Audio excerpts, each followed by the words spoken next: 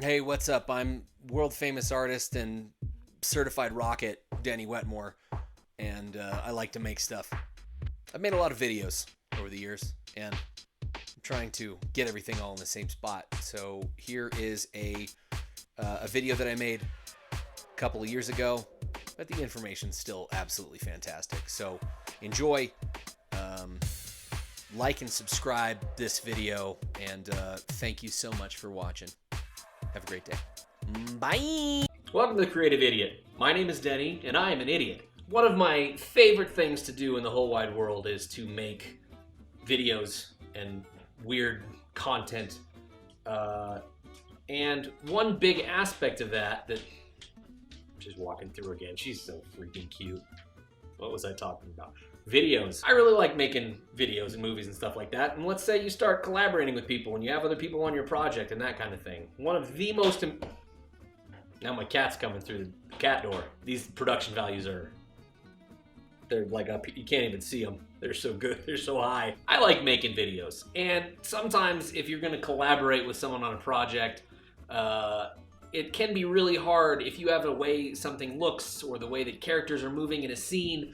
It can be hard to convey that to the other people who are working with you, whether that be actors, whether that be maybe a director of photography, lighting people, whatever the case might be. So I found that the most critical thing that I could pick up as I worked through this process of making movies is actually learning how to draw and how to sketch just quick little drawings of what I want things to look like or way I want characters to move or whatever. Storyboards are basically a cartoon, a series of still images that showcase a scene, maybe an action scene, something with a lot of movement, and you want to show a specific angle and you want to get those kinds of ideas across.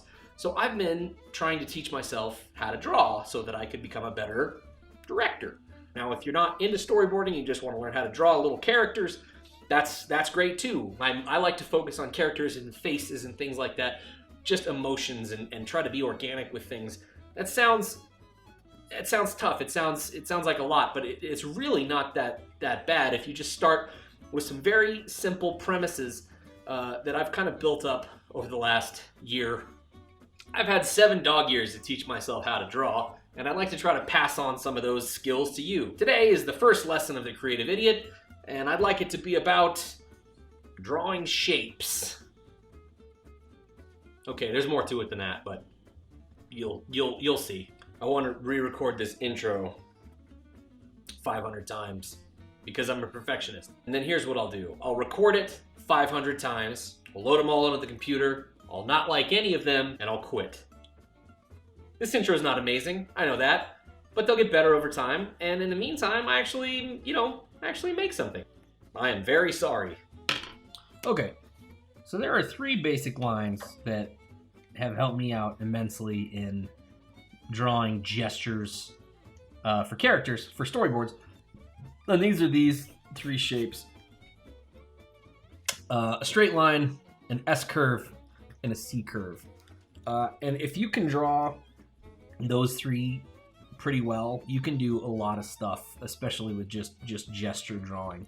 So the whole point of gesture drawing is just to draw a very simple shape using one of these or a combination of these 3 shapes to then create the image or the impression, I guess, of motion.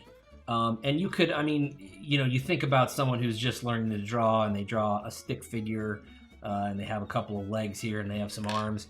And that's fine, especially if you're just getting started storyboarding and maybe you've got a scene where you've got maybe new camera people or something like that, and you're just trying to get the idea across that this is a two shot, and you've got medium framing for these 2 people, and maybe that's all you're trying to show. But if you're trying to do something that maybe involves action, movement, that kind of thing, these are not great because you're just using straight lines. So a better way to think about drawing stick figures, which is all this is going to be, it's not even going to be that in-depth as stick figures, it's going to be more swirly shapes, is I think about the head. So number 1, I think about the head. And then number 2, I think about the main line of the body. And using those two items, you can get across a surprising amount of information to your audience for this storyboard or for this little doodle you're doing or whatever. So, you know, if it was as simple as maybe one guy, let's say it was maybe an anime type thing, or maybe like the Matrix, you're thinking, okay, one guy delivers a super punch to another. And that might be as simple as, you know, what I'm thinking here is one guy, you know, getting knocked backward and the other guy delivering like a big crazy punch. So maybe the guy that's getting knocked backward, maybe it's something as simple as this. And then the other guy, you know, he's got his arms kind of stuck out in that kind of like kung fu thing. And maybe, I mean, it could be something as simple as this. And then you think about which way his body's facing.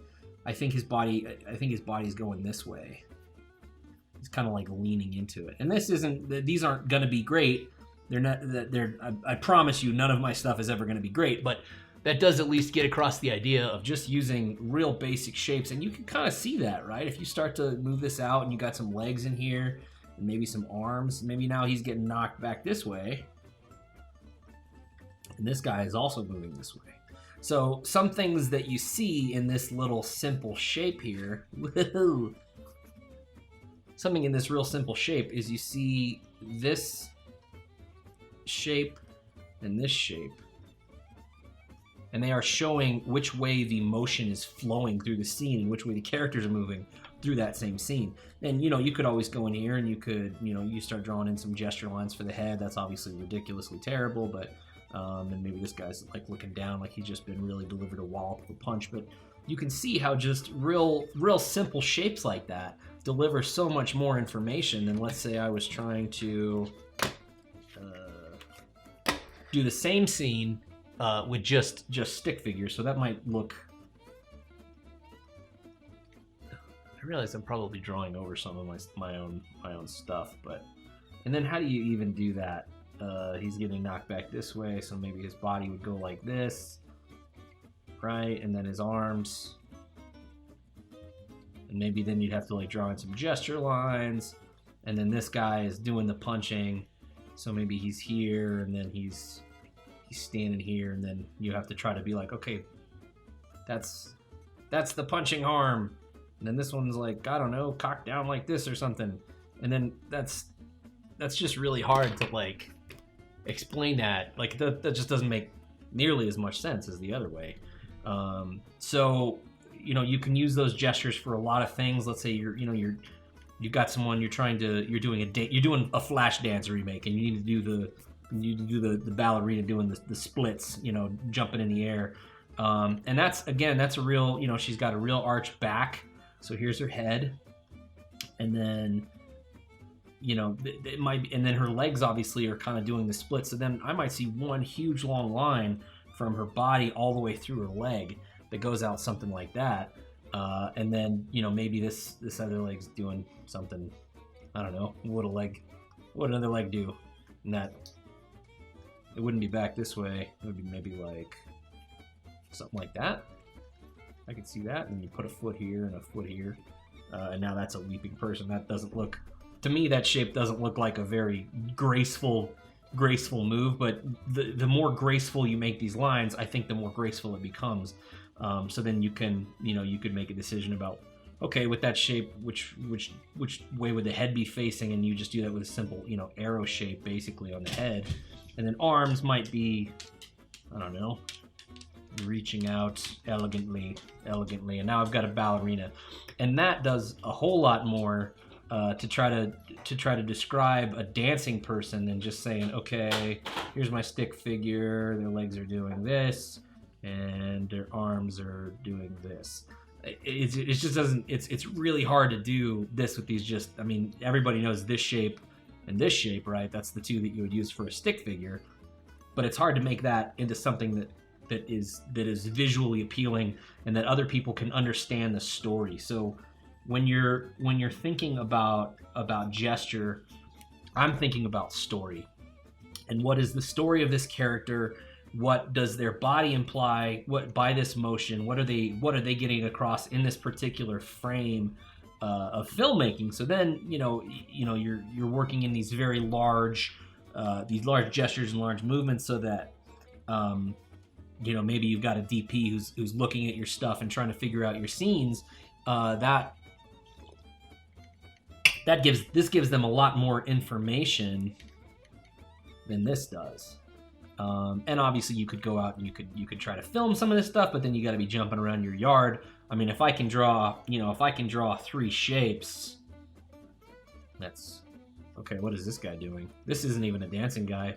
I did this too quickly. So now, and this is going to be in a later lesson, but this is a big way that I've learned how to draw, is to not get discouraged when you do something like this, and then now you've screwed up your own drawing, right? Like, I'm trying to do a dancing person, and this is almost like a yoga person or something. Like, they're in this, like, their body's not as naturally, they're not as this huge arch here. They're more upright, which leads me to believe it's like almost like a warrior pose or something. Like they're up here like this.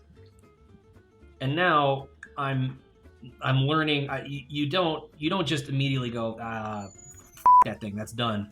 You use it, and then you say, okay, what is that person doing? And you're building up your own repertoire of basically story making with these little stick figures in your own head.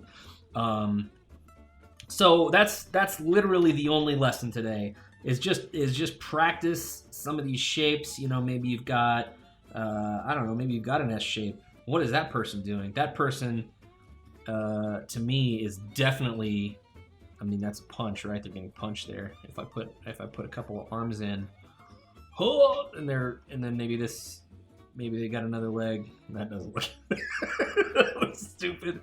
But anyway, practicing with just more flowy lines with your stick figures, and you can even, I mean, in another lesson we'll get into how to draw torsos and things like that. But you can follow this line, and this is a little bit of a spoiler. But I like to think about my body shape, especially, the rib cage and the torso, as 2 tennis balls in like a tube sock.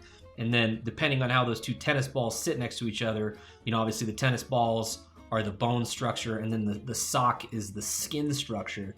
You can then say, okay, this is a person for more 3-dimensional shape. This is a person that's looking away. And they're very clearly arching. Let's say if they've got a head here, they're arching their back. So then, you would connect this shape, and then the front of their body's here. And then you figure, okay, based on this person, what are they doing? And even the shape itself is kind of interesting. Like, this is someone that has a very, very large lower body. Maybe they're a little dumpy, and you see them doing some cool ballerina move. That could be kind of funny. So then it's very, very, it's a very iterative process, and it's a very creative process to just practice using these shapes and try to get the feeling of what you're trying to do in each specific instance. And it's not the end of the world if it doesn't look quite right, because you can always just do it again, or you can use the shape and try something else. So that's the very first lesson that I would like to do.